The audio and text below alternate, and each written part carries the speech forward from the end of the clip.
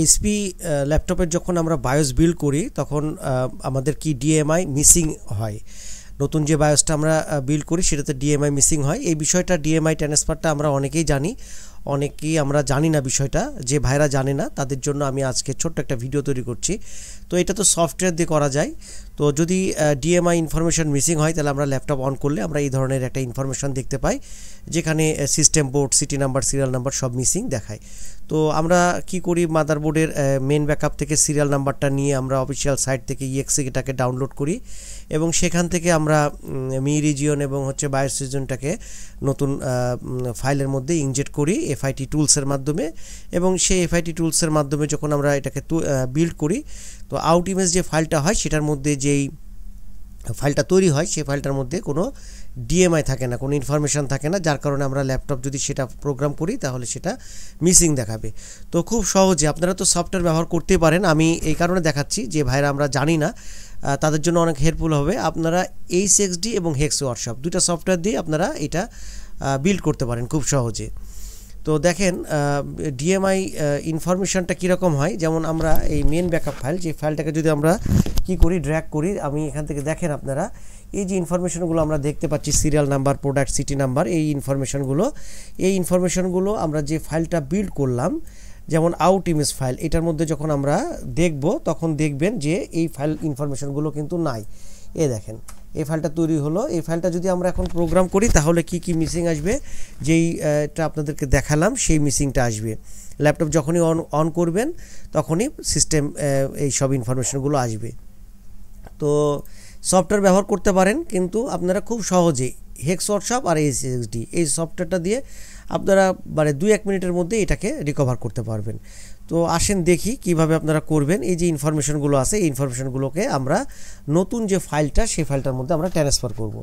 তো আমি hex workshop দিয়ে করতেছি। তো এটাকে আমরা ওপেন করব, এই মেন ব্যাকআপটাকে, এবং সেই সাথে আমরা আউট ইমেজ যে ফাইলটা সেটাকে আমরা কি করব, এটাকে ওপেন করে টাইল ভার্টিক্যালি করে পাশাপাশি করে নেব।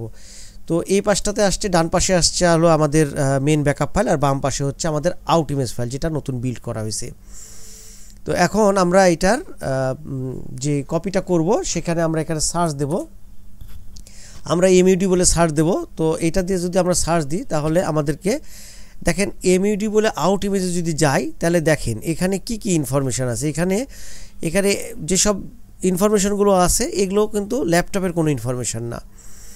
তো যার কারণেই আমাদেরকে মেন যে ইনফরমেশনগুলো সেগুলো আমাদেরকে এই ফাইলটা থেকে নিয়ে আসতে হবে। তো আমরা সিলেকশন করলাম ডান পাশে, কন্ট্রোল F দিলাম এবং আমরা সার্চ দিলাম।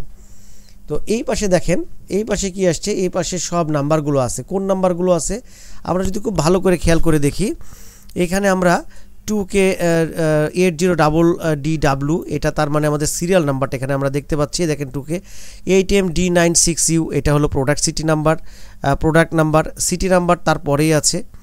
একটা করে সব ইনফরমেশন আছে। DABA মানে হচ্ছে বিল্ড নাম্বার। ফিউচার বাইটের লাস্টে দেখেন লেখা আছে GNJK8, মানে আমরা একটু নিচে নামিয়ে দেখেন GNJK8, তার মানে আমরা এখানে সব ইনফরমেশনগুলো পাচ্ছি। আপনি কি করবেন, এখান থেকে যেখান থেকে আপনি নেবেন সেখানকার কপিটা অফসেট কপি করে নেবেন, এই যে কপি অফসেট। তো এখান থেকে এই অফসেটটা যদি আমরা কপি করে নিই, আমি এখান থেকে রাইট বাটন ক্লিক করলাম, তো কপি অ্যাড্রেস। তো এটা করে নিলে এখান থেকে তাহলে আমাদের এটা কপি হয়ে যাবে। তো এইটা আমি পেস্ট করে দিলাম, এখানে পেস্ট করলাম। আর আমাদের যাবে হচ্ছে কত দূর পর্যন্ত, ধরেন এই পর্যন্ত আমরা নেব, এই পর্যন্ত। তো এখান থেকে আমরা কপি অ্যাড্রেস দিলাম এবং এখানে পেস্ট করে দিচ্ছি, মানে আমরা অ্যাড্রেসটাকে রেখে দিলাম।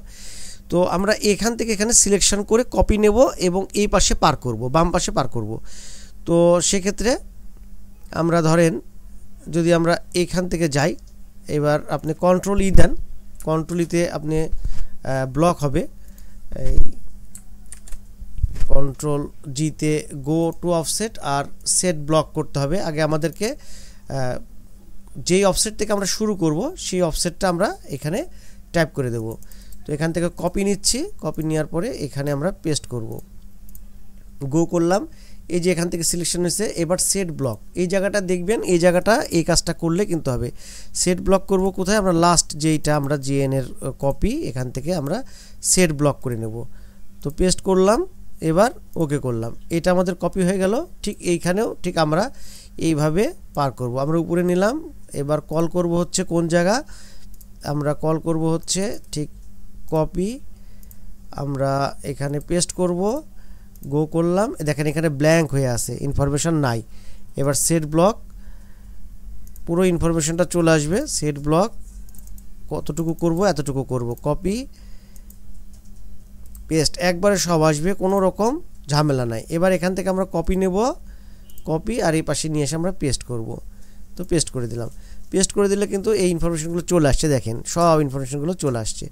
এবার এটাকে আমরা সেভ করে নিচ্ছি, এই যে সেভ বাটনে চাপ দেব, এবার ক্রস করে দিলাম। তাহলে আউট ইমেজ কিন্তু এখন আমাদের কি চলে আসছে, ডিএমআই ইনফরমেশন চলে আসার কথা। আসেন দেখি, আমি এবার আপনাদেরকে দেখাচ্ছি। আগে তো আপনারা দেখলেন যে ইনফরমেশনগুলোর অবস্থাটা কি, এবার ইনফরমেশনগুলো দেখেন, সবগুলো ইনফরমেশন কিন্তু চলে আসছে একসাথে। তো খুব সহজে কপি পেস্টের মাধ্যমে আপনি সবগুলো ইনফরমেশন আপনি এভাবে পার করে দিবেন, তাহলে কিন্তু আপনার যেই ডিএমআই যে মিসিং হয়, আপনার অন করার সময় যেই ইনফরমেশনটা আসে সেটা কিন্তু আর আসবে না। এই যে এটা হলো সেটা, সিস্টেম বোর্ড সিস্টেম সবগুলো একবারে, product number, city number, SQ number, একদম সহজ, কপি পেস্ট খালি 2 মিনিটের কাজ। তো এইভাবে আপনারা কোনো সফটওয়্যার ছাড়া হেক্স ওয়ার্কশপ অথবা এইচএক্সডি দুটো সফটওয়্যারতে একই পদ্ধতি, দুটাতেই একই পদ্ধতি, গো টু অফসেট এবং সেট ব্লক একই রকমভাবে আপনারা কিন্তু করে নিতে পারবেন।